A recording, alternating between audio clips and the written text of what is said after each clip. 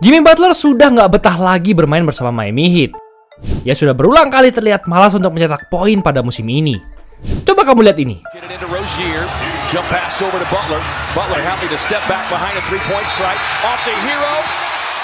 Bukannya mencoba menjadi pahlawan dengan mengambil tembakan itu, Butler malah bertingkah konyol dan akhirnya Heat kalah secara memalukan. Ia juga sudah dikenai sanksi selama 7 pertandingan karena perilakunya dianggap merugikan tim. Dan setelah bebas dari sanksi itu, Butler terlihat bermain menggunakan sepatu dengan warna tim lain. Dan sekarang ia lagi-lagi terkena sanksi cuma karena nggak berangkat bareng tim untuk pertandingan tandang. Gilanya lagi, semua itu tadi hanya sebagian kecil dari cara-cara licik yang telah dilakukan Butler. Jadi sebenarnya apa masalah antara Butler dan Heat? Kok bisa legenda NBA yang dulunya dianggap pahlawan karena telah membawa Heat masuk final NBA 2 kali dalam 3 tahun, sekarang malah jadi seperti ini? Apa yang terjadi dengan playoff Jimmy yang pernah membawa tim yang bahkan hampir gak masuk playoff melejit ke final NBA? Kalian bakal shock setelah mengetahui semua drama mereka hingga membuat Butler selalu bertingkah aneh musim ini.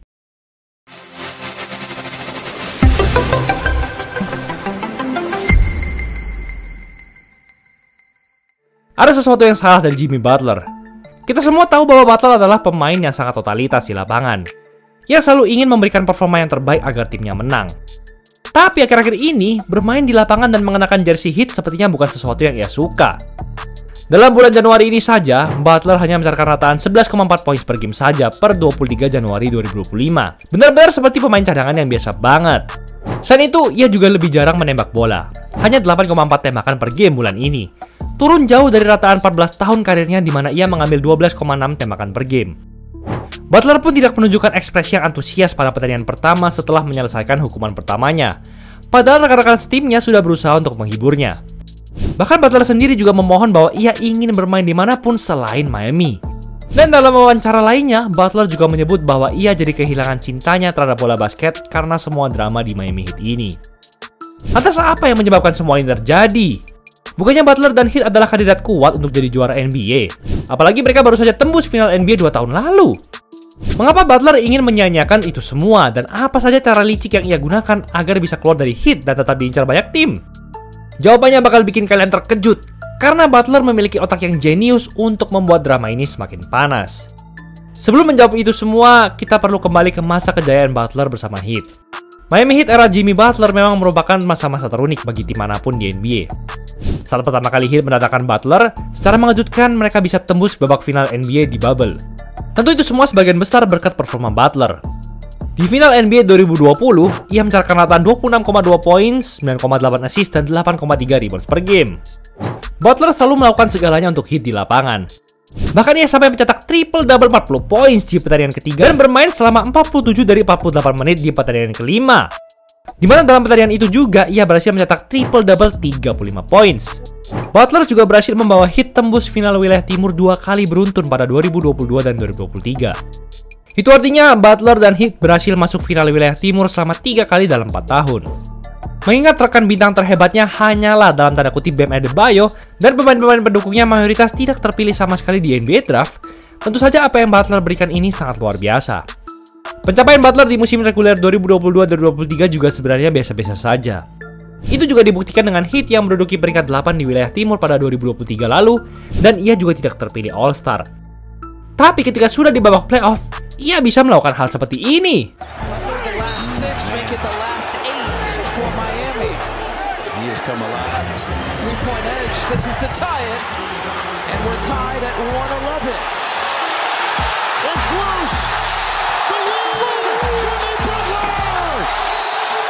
For Jimmy Butler, sets up on 3.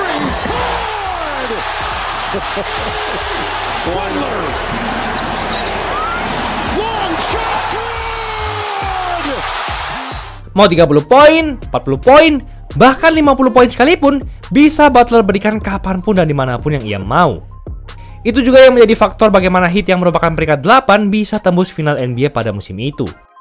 Butler memiliki mental kompetitif yang sangat tinggi. Ia selalu keluar sebagai pemenang di saat-saat yang serius. Tapi masalahnya, Butler juga selalu gagal untuk memenangi hal-hal yang benar-benar paling penting, yaitu gelar juara. Sejak ia bergabung bersama Miami Heat, Butler sudah mengantongi 37 kemenangan di playoff. Dan angka itu membuatnya berada di peringkat 3 dari 8 dalam jumlah kemenangan terbanyak bagi seorang pemain dengan rataan setidaknya 20 poin per game. Ironisnya dari daftar itu, hanya Butler sajalah yang tidak pernah keluar sebagai juara NBA. Cedera juga selalu menjadi salah satu topik pembahasan utama dalam karir Butler bersama Heat. Sejak pertama ia bergabung pada 2019 lalu, Butler tidak pernah bermain lebih dari 65 pertandingan dalam semusim bersama Heat. Tentu ini sangat krusial, karena di NBA ada 82 pertandingan dalam semusim. Itu menyisakan minimal 17 pertandingan tanpa Butler. Dan hasil akhir dari pertandingan sebanyak itu tentu sangat menentukan nasib dan posisi Heat di playoff. Musim lalu pun menjadi bukti nyata pentingnya kehadiran Butler yang sehat dalam skuad ini. Sebab setelah ia mengalami cedera di babak play-in, Heat langsung tak berdaya berhadapan dengan Celtics di ronde pertama, yang pada akhirnya keluar sebagai juara NBA musim lalu. Setelah kekalahan itu, muncul video viral ini. If I was playing, Boston would be at home, New York damn sure would be fucking at home. Butler mengatakan bahwa ia dan Heat bisa saja memulangkan Celtics dan New York Knicks dengan mudah jika ia tidak mengalami cedera. Dan yang paling bikin shock, ternyata video ini justru adalah permulaan dari drama antara Butler dan Heat. Bagaimana tidak? Bukannya makin termotivasi untuk bekerja sama, terlebih lagi mengupayakan kondisi Butler akan tetap sehat, Presiden Heat, Pat Riley, malah terang-terangan menyindir Butler dalam wawancaranya. If you're not on the court playing against Boston or on the court playing against the New York Knicks, you should keep your mouth shut. Tentu saja komentar Riley ini tak disambut positif oleh Butler. Sehingga pada musim ini, Butler akhirnya membuktikan dengan cara yang pahit bahwa ia adalah rajanya dalam skuad ini. Seperti dengan sengaja bermain pasif di lapangan hingga membuat timnya kalah. Selain itu, Butler juga mengeluarkan berbagai macam triknya untuk membuat Riley merasa kapok, sekaligus menjaga citranya agar tidak menjadi pemain yang toksik. Seperti yang kita tahu juga, dulu Butler juga pernah terlibat drama yang serupa dengan Minnesota Timberwolves. Hanya saja, saat itu Butler mempermasalahkan rekan setimnya. Tapi kali ini ia berhadapan langsung dengan presiden timnya sendiri. Pertama-tama, saat muncul berita dan laporan bahwa Butler ingin di-trade dari Miami Heat, agen dari Butler mengutuk keras bahwa rumor itu hanyalah omong kosong. Kemudian Butler dengan sengaja mengubah warna rambutnya menjadi berbagai macam, yang dipercaya oleh banyak orang sebagai warna-warna tim yang ingin ia jadikan destinasi jika di-trade. Mulai dari Warriors, Rockets, Mavericks, hingga Phoenix Suns. Ketika ditanya apakah Butler bakal gembira jika tetap bertahan bersama Heat musim ini, ia bahkan menjawab kalau ia tidak tahu dan menunjukkan tanda-tanda bahwa ia tidak ingin bertahan bersama Heat musim ini. Sebenarnya apa yang dicari oleh Butler sampai ia harus melakukan semua itu? Ternyata saat ini prioritas utama Butler adalah mendapatkan uang sebanyak-banyaknya, bukan untuk mengejar juara.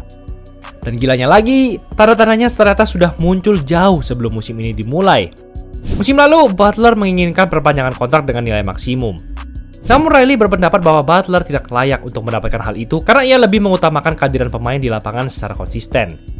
Ya, Riley menyinggung kondisi Butler yang gampang cedera. Pada dasarnya, Riley orangnya memang seperti itu. Ia tidak ingin memberikan kontrak maksimum dengan mudah kepada siapapun pemainnya.